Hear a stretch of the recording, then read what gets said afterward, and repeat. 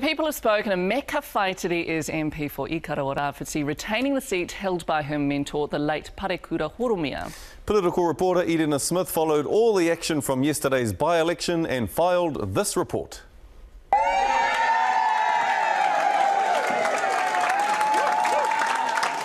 It's the result Meka Whaitiri and the Labour Party wanted and worked hard for. It is read in the House, and tonight it is Meka Whaitiri's seat, the MP for Ikaroa Rawhiti.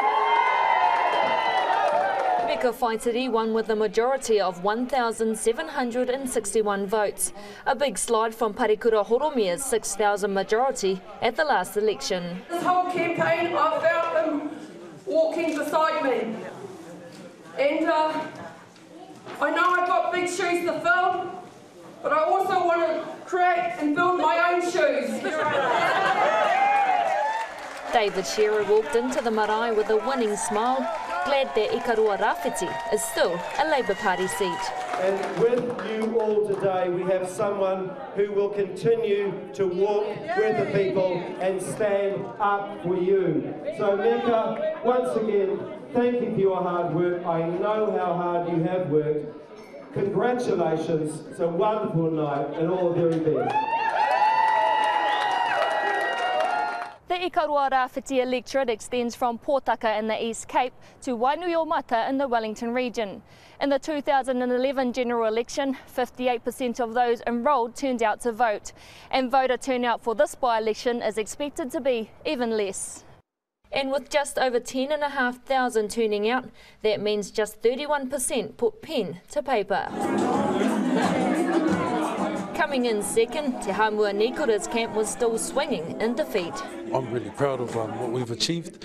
Like I've been saying, I was supposed to come 5th out of 4, and I come 2nd, so, that's the mana movement, that's how we do it. Te Hamua Nikura says he'll be back for the next election, but Māori Party's Nārai Hania wasn't so sure after losing to the newcomer by 500 votes. Will you be back? We'll stay on the kaupapa. That's a discussion I've got to have with my wife and children and Dad and a whole lot of other people. The Greens' Marama Davidson garnered just over 1,000 votes. This campaign has given her the confidence to stick with the party, and she hopes to gain some recognition from party leaders. The feedback has been so positive from Māori and from the Green Party. I'm definitely going to ask for a place on the list. I'll be putting my name in the hat. I'll be doing the work that is required from here onwards. This is just a first step. But this was a girl from Manituke's night, and her whānau proudly showed just how much it means.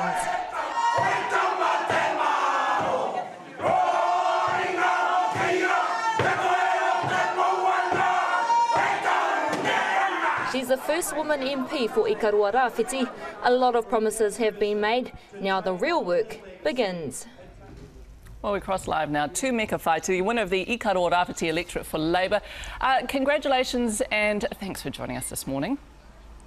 Morena, Miriana. Morena. You must be feeling pretty relieved this morning. You really had the weight of the history of the Labour Party from that electorate on your shoulders, not to mention the current tensions that the party's facing. Was that what you felt, relief? I'm glad it's over, put it that way, but like your intro said, Irena said, the work is only just beginning. Can I just really take a minute to thank the army of volunteers and supporters that have helped me on the successful campaign.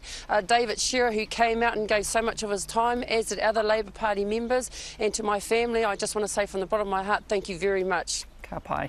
You tweeted last night you were humbled to be the voice of change in Ikaroa Rawhiti. What did you mean by that?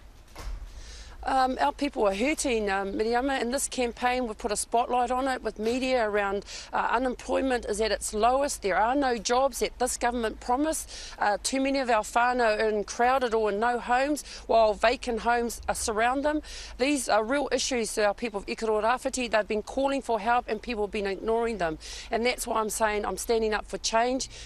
People of Ikaroa Rawhiti have asked for it, and that's what I'm going to work towards. What's the first order of business then? The first is getting to caucus on Tuesday and meeting all the members of the Labour Party, and I'm going to commit to knuckling down on those policy matters, that issues that matter to our people. That has come really clear to me during this campaign. When are you going to resign as CEO? effectively when I go in and see my boss tomorrow. Looking forward to catching up with Ngāhiwi and the rest of the team back in Ngāti Kahungunu. You presumably have started thinking about your maiden speech. What will you be saying in that? I really want to not only highlight the issues for Ikaroa Rawhiti, but, you know, the Labour Party has always been the workingmen's party. My family are generations of Labour supporters.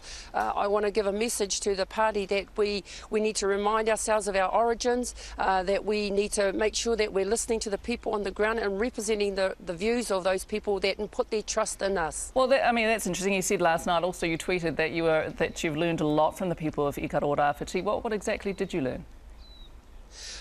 Look, our people are quite honest. They'll be upfront with you. They'll also tell you what is working and what isn't working. But what I've really appreciated in these last few weeks is the innovative solutions that our people have on the ground, the sustainable solutions, whether it's about job creation. I talked about it the other night on our debate around Te Araroa in terms of creating employment. The ideas are in the community. We as central government need to be the enablers, not the heavy macro policies that inhibit some of our growth, but our people are innovative, they're energised and they want a fair go, and if I can be that voice of reason and representation for them, that's what I'm going to do. Meka, there was a lot of talk leading up to this by-election about this being a seat of the person, not the party. What did this result tell you? Clearly I've been given a mandate from those that exercise their vote. I've got to say, Miriama, it's so cold in midwinter. I'm thinking in by-elections, I wish we could do it in summer. Look, but do you think people voted for you or for Labour, for the Labour Party? Look, I got myself out and amongst the people. This is definitely a Labour seat. Definitely people told me that it was parakura. After meeting me and after spending time with people, I like to think that they actually voted for me. We watched your sons campaigning with heart and humour on YouTube. What was their reaction? Very, very proud, as I believe the whole of my family are. If Labour were to win the next election, which portfolios would you be interested in? Look, we've got some really big issues here in the Ikaroa Rawhiti. You know, I've been working in the iwi for the last 4 years on actually unleashing the potential through our settlements. We're a fish-settled iwi in Ngāti Kahungunu, so I've been working hard on building capacity, building leadership and unlocking the potential that I see iwi authorities can bring to bear in this fledgling economy. So which portfolios then? Look, I'm going to work with all the caucus to bring to bear some of what I've seen in my 4 years at the iwi, but also what people have been saying. I've got a passion for employment. That's my background. I've been working in the economic space regionally. Okay. A big supporter of that. Well, we'll watch with interest then what happens in the next year. Hey, Meka Whaitiri, congratulations again, and thanks for joining us, winner of the Ikaroa Rawhiti electorate. Thank you, Miriama, and thank you to the other candidates. Thank you. Kia ora. Kia ora. All right, Willie, here's your big chance. The whole country's watching. It's all panned out exactly how you said it would. That's why you get paid the big bucks for coming in every Sunday.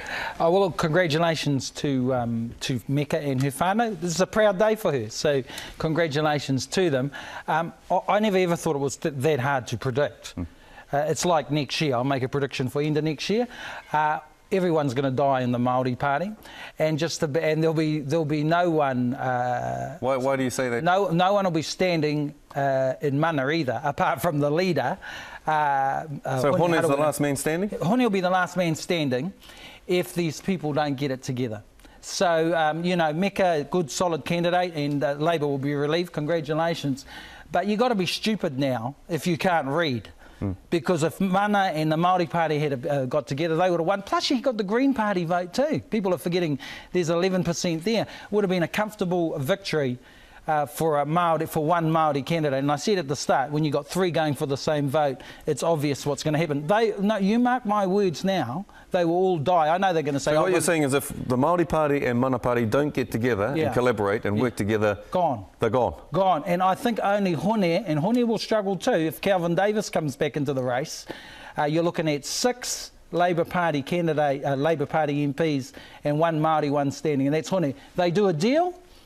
You could have 6 Māori Party or Mana. Can we do a deal though? There's too much water gone under the bridge. You do a deal. Well, the deal should be, hey, we've got 6 seats that we could win. They could sweep the whole lot. That's how good the deal is that you do it and you've just about got all the Māori seats, and it's panning out there. You can see the strong candidates like Annette Sykes. Look at Te Hamua. He only had 5 minutes notice. Man from Homai to Pakipaki gets 25% of them. I mean, that's incredible. Great result from Te Hamua. Ngā Raihania, tremendous candidate. Wasted. These candidates are wasted if we can't come together. Now, Peter Sharples is taking the blame for the poor result of Ngā Raihania. Do you buy into that? Is Peter Sharples' days numbered? No, but the Māori Party's days are numbered. It's not just Pete's fault. It's their whole party's fault. And this idea that if him and Te Ururo had got it together, they would have done much better, I think nonsense. If they had got it together, it wouldn't have mattered. Our people don't want a split party. They don't want a mana and Māori party. They're not comfortable with the national taint, the national party taint. But for Pete to take all the responsibility is just nonsense. The Māori party must take the blame.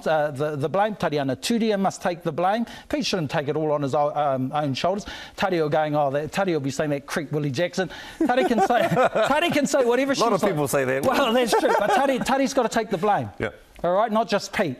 Their leadership must take it because of their refusal and their stupidity in terms of not coming together as one Māori faction. That's what our people want. Do it or die. Very good, Willie. Thank you very much. There's the prediction. Do it or die. Miriama?